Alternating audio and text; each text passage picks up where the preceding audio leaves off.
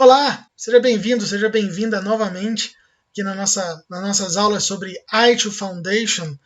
Nós estamos falando aqui dentro do ciclo do ITIL, a gente está falando sobre o primeiro pilar desse ciclo, que é a estratégia, e dando continuidade aqui no nosso curso, a gente vai falar sobre governança dentro do que o ITIL entende como um processo de melhoria estruturada e é como a governança ela consegue nos agregar valor dentro desse processo. O que é a definição, então, de governança? Né? O que é essa palavra dentro da estrutura organizacional da empresa? Ela primeiro visa garantir que as políticas e as estratégias que foram definidas sejam realmente implementadas de forma correta, de forma coerente dentro da empresa, e que os processos necessários sejam corretamente seguidos dentro da organização.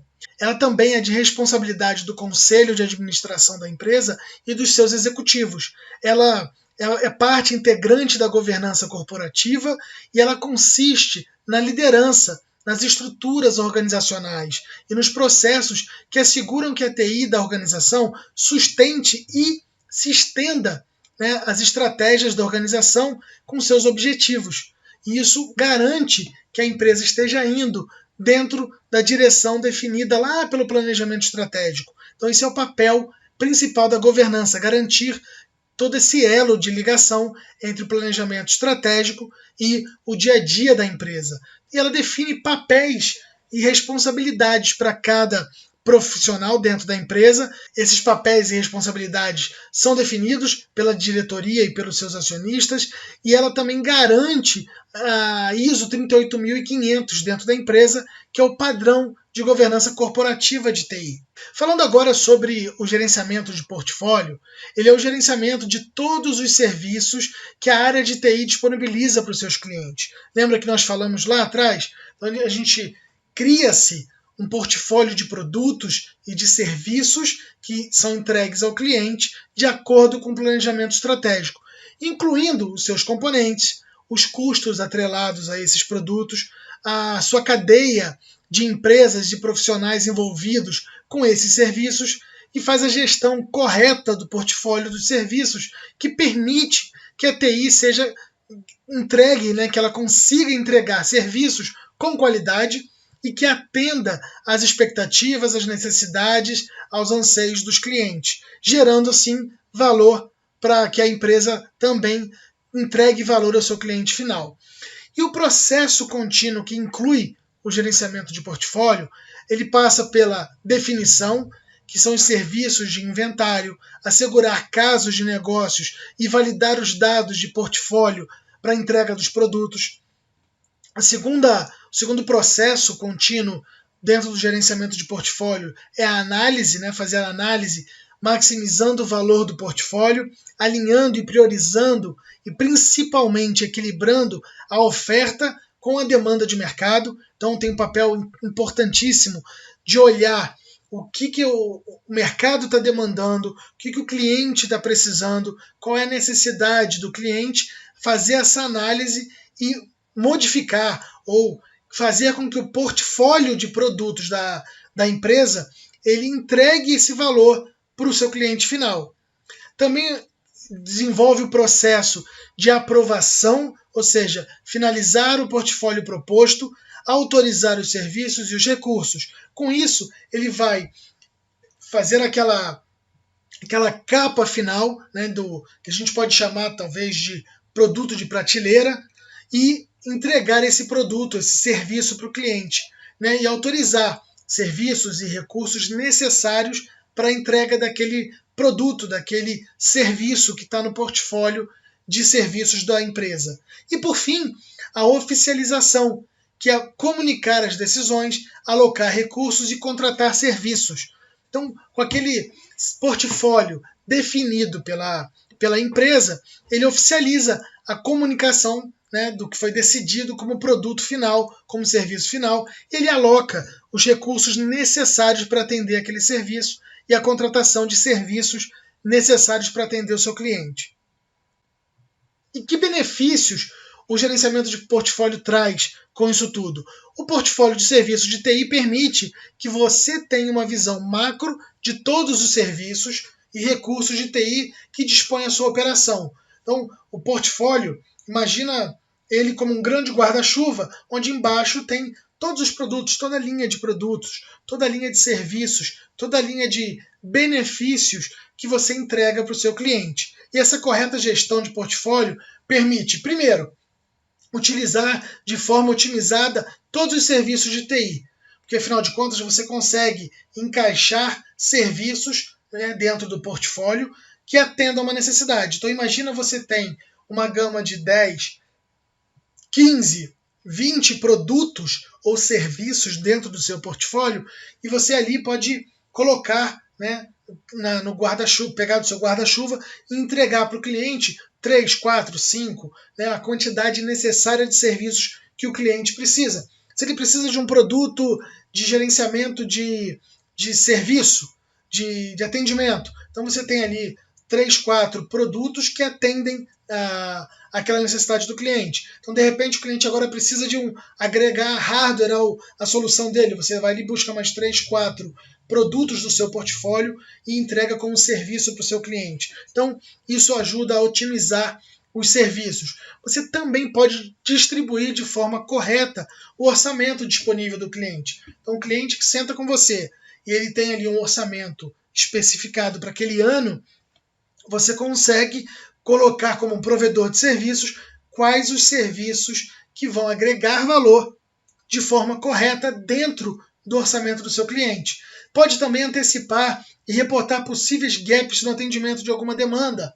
Com o entendimento geral do seu portfólio, você pode olhar para o cliente e dizer, olha, você tem aqui a demanda A, B e C, que você vai necessitar lá na frente que o produto X, Y ou Z te entregue mais valor e você naquela curva, naquela linha do tempo que a gente viu, onde por mais que apresente um custo maior no início, ele vai diminuindo na linha do tempo e vai agregando, você vai antecipando necessidades do seu cliente, antecipando os gaps, cobrindo já esses gaps de forma preventiva e não mais reativa. Lembra que a gente viu que antes a TI era reativa? Agora ela se torna uma TI proativa e que entrega valor antes, antecipa a necessidade de valor antes do cliente. Por quê? Porque você tem um entendimento do seu portfólio que o cliente não tem. E você, por fim, faz o planejamento de crescimento da área de forma muito mais eficaz. Então você vai antecipar as necessidades, você vai antecipar a entrega de solução para o seu cliente antes mesmo que o cliente entenda que precisa. E isso vai gerar um valor, né, um diferencial e uma agregação de valor muito maior para o seu cliente final. E quais são as partes interessadas em todo esse serviço de TI? Quais são as empresas, as áreas, os profissionais que se relacionam? O que é relacionar? Utilizar, comprar ou fornecer o serviço de TI. Lembra que eu falei de pessoas lá nos 4 P's? Então, pessoas são as partes interessadas dentro do ciclo de negócios que a prestação de serviços de TI aglomera. Então, assim, você tem aqui clientes internos, você tem seus clientes externos, você tem stakeholders, um termo muito utilizado na gestão de projetos. Stakeholders são as partes interessadas, diretas ou indiretamente, dentro do serviço de TI. Você tem áreas de TI específicas que utilizam de serviços de TI. Você tem clientes indiretos. Os clientes dos seus clientes são clientes indiretos que utilizam também, né, dos benefícios do seu serviço. E os fornecedores, né, os parceiros, lembra que a gente viu o terceiro P? Parceiro de negócios, que também são os fornecedores que utilizam. Como é que esses provedores, como é que essas partes interessadas se relacionam? Então, essa necessidade, né, essa fase do processo, ela é fundamental para que as partes estejam envolvidas no desenvolvimento e na criação de estratégias de serviço de TI. São elas que vão utilizar ou vão fornecer os serviços. Essas partes que nós vimos, os clientes internos, os clientes externos, os stakeholders, áreas de TI do negócio do seu cliente, clientes indiretos e os fornecedores, eles precisam estar adequados e focados em suas necessidades de negócio. Cada pilar cuidando do seu core, né, do seu core business, do seu negócio, a agregação de todos esses serviços vão gerar o valor final para o negócio do seu cliente. E o segundo processo, que é o processo de gerenciamento de demanda, tem a ação de entender e de influenciar as solicitações e os pedidos dos clientes de TI, buscando a entrega dos serviços de TI com uma qualidade desejada ou até, em alguns casos, superando essa qualidade esperada pelo cliente, utilizando a capacidade disponível e mantendo sob controle todos os custos desse serviço. De que forma que eles vão fazer isso? Primeiro, ações chaves pontuais que vão demandar o cliente. Então essas demandas, essas solicitações, elas vão entender o negócio do cliente, vão entender se aquilo que o cliente está demandando, está pedindo, agrega valor. Vou dar aqui mais um exemplo para você. Imagina, vamos voltar aqui naqueles dois exemplos, um NOC e um SOC, um centro de operações de monitoramento de redes e um centro de monitoramento de segurança. Imagina essa empresa está ali e chega uma demanda nova do cliente. O cliente liga e diz, olha, eu quero uma nova regra de firewall aqui na minha rede. Quando você tem um provedor de serviços que presta esse tipo de serviço de NOC, de SOC, imagina esse provedor liga dizendo assim, cliente, olha só, essa regra que você está pedindo, ela vai infringir, ela vai contra uma segurança específica de redes. Então, libera uma porta específica da rede, né, para um fornecedor ou para a rede de internet. O cliente ele entende do negócio do seu cliente final, o provedor entendendo do negócio do cliente, ele diz, cliente, esse seu pedido vai contra uma política sua interna, esse pedido, essa regra, se eu criar ela, mesmo você pedindo, vai abrir uma brecha de segurança que vai ser explorada por um hacker. Então, entender o negócio do cliente é um papel primordial dentro do gerenciamento de demanda. Outra, que é influenciar o negócio.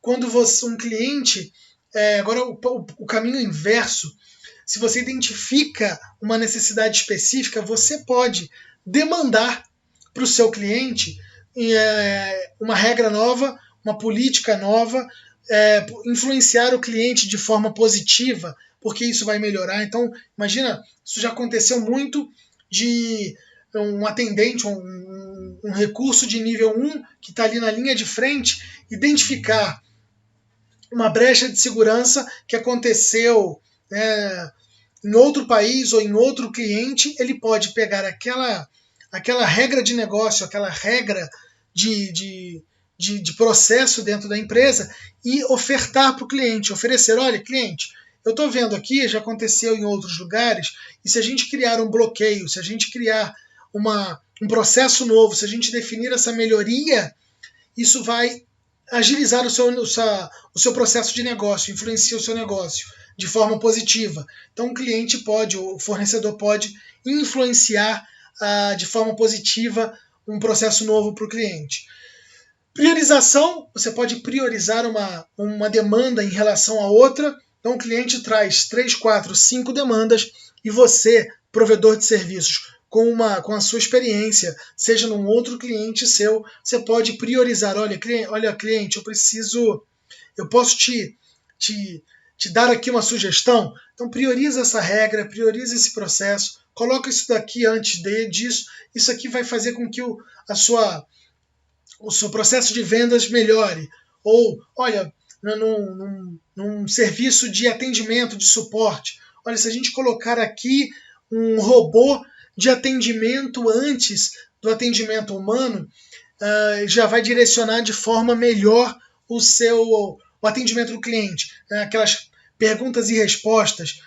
Quem já viu muito em sites, que ele pergunta naquela FAQ, aquelas perguntas frequentes que o cliente faz, quando você já responde aquilo e coloca num site, essa priorização, já vamos colocar aqui para o cliente, às vezes são as dúvidas recorrentes que a maioria dos clientes tem, isso vai desonerar atendimento e chamado na sua linha de frente de atendimento, então vai desonerar ter que contratar mais atendentes. Então isso ajuda a priorizar. E o compartilhamento de riscos e custos. O compartilhamento de riscos é quando você traz demandas que têm um alto risco, uma alta ou média ou alta risco de acontecer, de probabilidade e de impacto no atendimento do cliente ou no negócio do cliente. Você compartilha esse risco, compartilha os custos, você consegue desonerar também o processo de demanda de alto risco dentro do cliente. E o gerenciamento de demanda tem aspectos que devem ser considerados para que ele tenha um alto impacto positivo dentro do cliente. Primeiro, TI não controla a demanda, mas pode influenciar de forma positiva. Manter os SLAs de todos os serviços sempre atualizados. Então, cuidar da demanda de SLA, fazer a gestão de SLA para entregar para o cliente, qual o percentual de SLA atendido, onde os SLAs podem estourar e fazer essa melhoria dentro do processo de SLA é importante para a melhoria da demanda do cliente. Mapear o comportamento do cliente, mapear como que o desvio padrão, como é que é a padronização de atividade de negócio do cliente, que a gente chama de PAN, como aquilo é impactado de forma positiva e negativa dentro do cliente, para você mapear esse comportamento e ofertar melhorias no processo de gestão do cliente. Descentralizar os custos de TI. Eu vou dar um exemplo aqui de uma descentralização de custos de TI muito interessante. Existem hoje tecnologias que agregam valor ao negócio do cliente. Então eu vou dar um exemplo para você de como você pode descentralizar os custos de TI. Existe dentro da área de segurança da informação uma tecnologia conhecida como CIEM, que faz a gestão de logs e de eventos de segurança. Então eu vou dar um exemplo de um cliente que eu tive há muito tempo atrás, onde é uma grande rede de lojas de departamento, e a gente colocou um equipamento como esse, o CIEM, para rodar dentro do cliente. E essa tecnologia, ela guardava os logs de onde as lojas elas fechavam às 8 horas da noite. E o que acontecia? Existia o gerente dessa loja, ele fazia a devolução de um equipamento. Imagina um smartphone que era vendido durante o dia e no final do dia o cliente voltava na loja para devolver e fazer o estorno e recuperar aquele dinheiro, pegar o dinheiro de volta.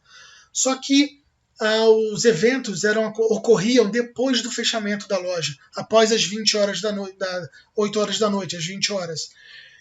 E o que a gente identificou dentro da área de segurança? A gente identificou que se a loja já estava fechada, provavelmente o cliente não estava dentro da loja. Então aquele estorno não era necessário.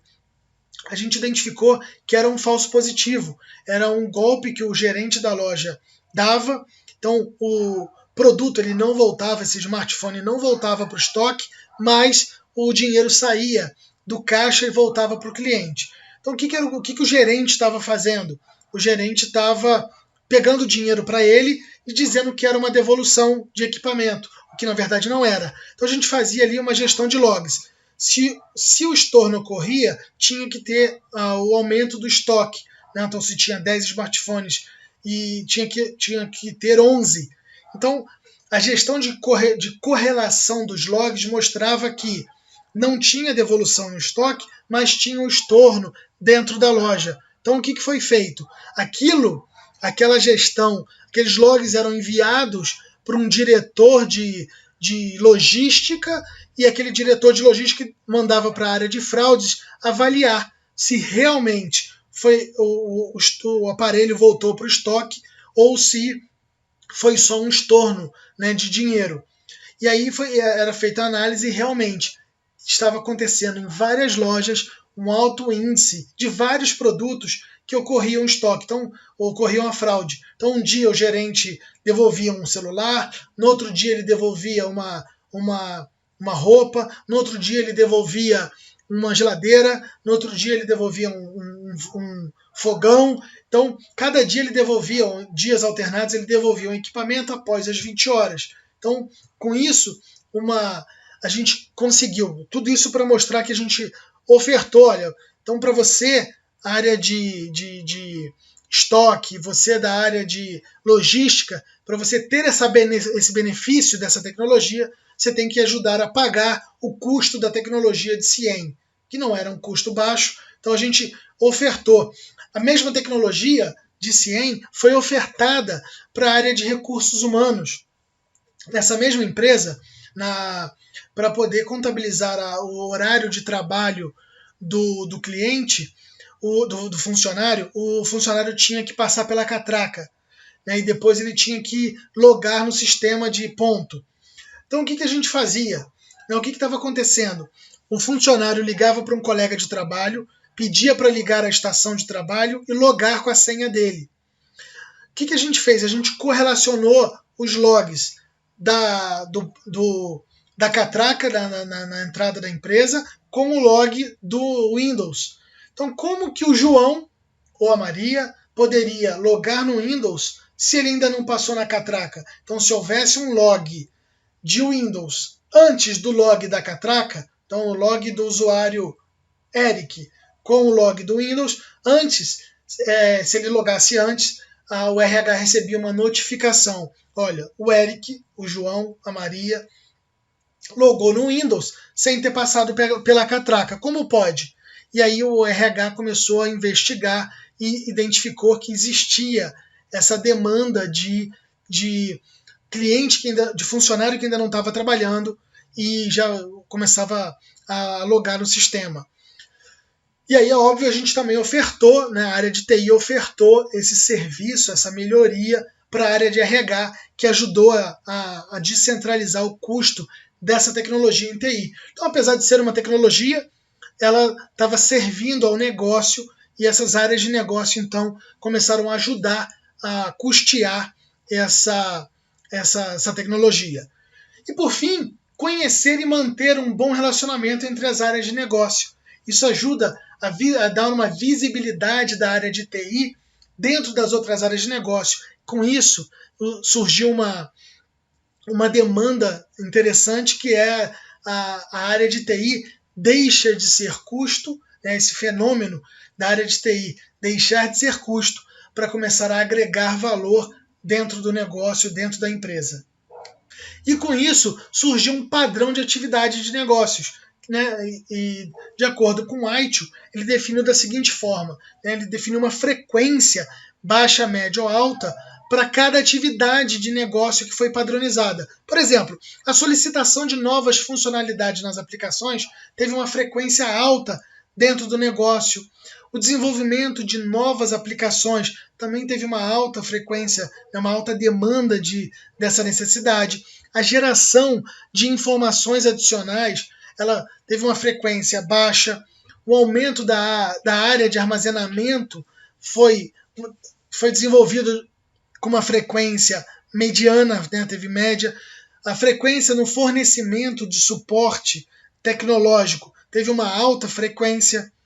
A frequência na requisição de banda de internet foi média.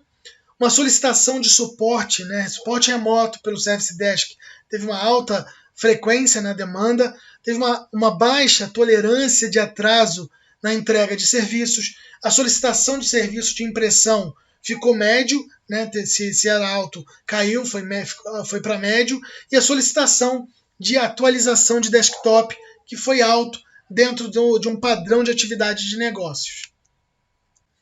Uma outra padronização importante são os perfis de usuário que são utilizados dentro da área de serviços de TI e também é avaliada pelo Aichio de forma positiva, que são os perfis, uma definição estratégica de perfis. Então a gente tem aqui como um exemplo para você, né, a gente pode definir aqui o ID, né, que tem um perfil, por exemplo, de analista financeiro. Ele tem a localização dele, ele pode estar numa matriz dentro da empresa, dentro do provedor de serviços. Ou ele pode estar em campo, por exemplo. Qual é o tipo de usuário? É um usuário normal? É um usuário VIP? É um usuário crítico? Então, a gestão de perfis de usuário começa a ter uma nova padronização. Você define também características dessa padronização. Então, o que é esse analista financeiro? Ele é responsável pelo módulo financeiro do SAP. Ele é crítico na última semana do mês. Né? Que tipo de serviços esse perfil de usuário atua?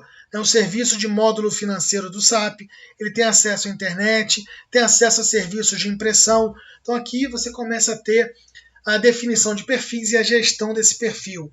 Então, perfil 2, aqui um diretor de RH, por exemplo, ele fica na matriz da empresa, ele é um tipo de usuário VIP, né? Então, para quem usa, por exemplo, o AD do Windows, né, o Active Directory, ele pode estar dentro de um grupo de usuários VIP, e onde esse grupo de usuários ele utiliza notebook, por exemplo, com uma configuração fora do padrão normal de atendimento, né, tem um padrão diferenciado.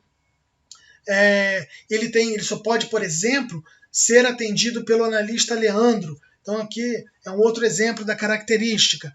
Que tipo de serviços esse diretor de RH tem acesso? Ele pode ter acesso ao SAP, ele pode ter acesso à internet, ele pode ter acesso ao Skype e ao WhatsApp, por exemplo. Então, são outros perfis de acesso, né, para usuários VIP. Um outro tipo de perfil são usuários críticos, né, como, por exemplo, um consultor de vendas, que está em campo, ele está na rua. Então, ele tem, por exemplo, ele atua em campo e utiliza serviços de mobilidade. Então, ele tem um acesso diferenciado quando está na internet, na rua. Ele pode precisar de um atendimento com prioridade, pois pode acarretar em perda de vendas. Então, imagina um tipo de cliente, de usuário crítico como esse, quando ele abre um atendimento. Quando ele abre um atendimento, ele pode ser, olha, esse é um atendimento crítico, atende ele agora. Então, o tempo de SLA para cada um desses tipos pode ser diferente. Né? Ele pode ter notebook, ele pode ter acesso à internet, ele pode acessar a internet pelo celular, né? Usar a internet do celular para acessar a internet. Ele pode ter acesso à internet guest de aeroporto, por exemplo. Ele pode utilizar o WhatsApp. Então, cada tipo de perfil ele tem características e necessidades específicas que precisam ser avaliadas e geridas de formas diferenciadas, SLAs diferentes, acessos e permissões diferentes, dependendo do tipo de usuário.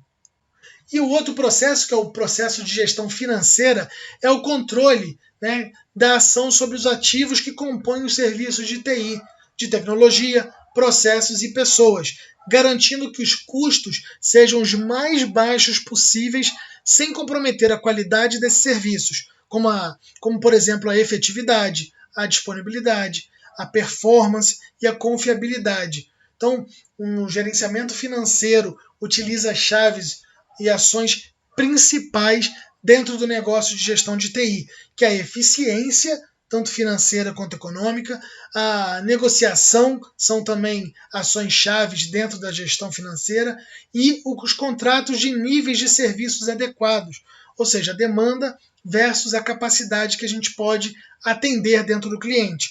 E também criar e avaliar indicadores. Então, a gestão financeira, né, de custos, de benefícios, de recursos que estão sendo utilizados, as pessoas que estão alocadas dentro do cliente, tecnologia envolvida dentro do cliente. Então, fazer essa gestão e entregar esses valores, essas informações financeiras é um pilar importante dentro do processo do ITIL na entrega de valor para o cliente.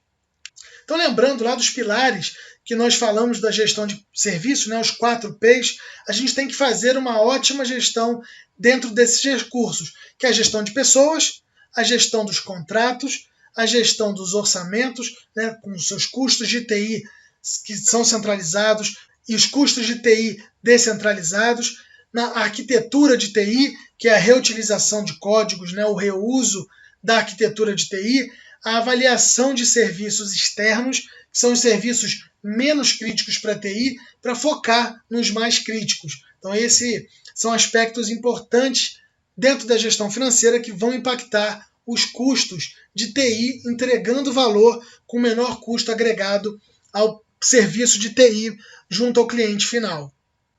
Falando de business case, os casos de negócios, é uma ferramenta muito utilizada, importante, que dá apoio à decisão e o planejamento dos projetos junto ao cliente, que ajuda a dimensionar a quantidade e a qualidade do projeto, realizando uma análise de impacto e dos riscos de negócio. Então, as fases de um business case, ela parte desde a introdução do negócio, né, do caso do negócio, do métodos e das restrições que são utilizadas, os impactos que o negócio vão gerar, positivos e negativos dentro do negócio, riscos e as contingências que são entregues dentro do business case, recomendações que a gente entrega para o cliente e a análise de retorno financeiro. Então, lembra que a gente olhou lá na linha do tempo, por mais que o custo comece alto, ele vai diminuindo e o valor vai aumentando. Então, esse retorno financeiro